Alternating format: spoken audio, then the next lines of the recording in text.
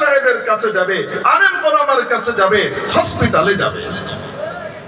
এই রুহানি রোগের এক হসপিটালের নাম হলো মাদ্রাসাগুলা। রুহানি রোগের বৃহত্তর আরেক হসপিটাল হলো হক্কানি মাশায়েখের খানকাহ। রুহানি রোগের আরেক হসপিটাল হলো আলেম ওলামাদের সোহবতের জায়গাগুলা। রুহানি রোগের আরেক হসপিটালের নাম হলো দাওয়াত ও তাবলীগের মেহনত। রুহানি রোগের আরেক হসপিটালের নাম হলো ওয়াজ নসিহতের এই সমস্ত মজমা এবং মাহফিল। এই সবগুলা হলো রুহানি রোগের ট্রিটমেন্টের জায়গা। হসপিটাল যেমন কোনটা স্থির থাকে, আবার কিছু কিছু হসপিটাল কিন্তু ভ্রাম্যমান হাসপাতাল হয়।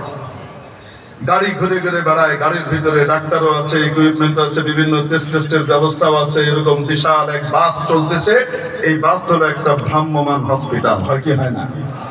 দাওয়াত ও তাবলীগ মনে করেন এরকম একটা ভ্রাম্যমান হসপিটাল। মেরে মুহতারাম দোস্ত, আমি আমার আলোচনার শেষ অংশে চলে এসেছি। দুনিয়ার হসপিটাল গুলো চলে দুই ধরনের মানুষের সমন্বয়ে, ডাক্তার, নার্স আর ওয়ার্ড বয়। কোন সময় ওয়ার্ড বয় এবং নার্স তাদের অভিজ্ঞতা এত বেশি থাকে এবং এত পারদর্শী হন, সদ্য পাশ করা অনেক ডাক্তারের চাইতেও তাদের প্র্যাকটিক্যাল জ্ঞান বেশি থাকে। অবাস্তব না বাস্তব?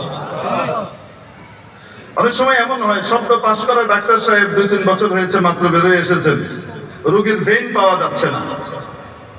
মনে করেন আইভি করবে, ক্যানোলা দিবে, ক্যানোলা লাগাবে, কি পাওয়া যাচ্ছে না?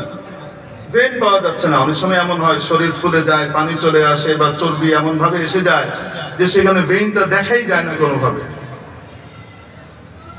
আপনি দেখবেন কিছু কিছু মেট্রন, কিছু কিছু নার্স, ওয়ার্ড বয় এমন থাকে, আল্লাহর আজীব বান্দা বান্দি, এরকম করে ধরে, এরকম করে মুট করায়, তারপরে এরকম করে থাপড় টাপড় মারে, কিন্তু কিছুই দেখা যায় না। আপনি আমি কিচ্ছু চোখে দেখছি না, কেউ দেখছে না।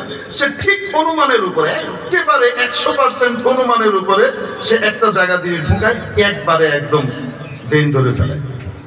হয় কি হয় না? এইরকম কিছু অভিজ্ঞ নার্স এবং ওয়ার্ড বয়ও কিন্তু থাকে।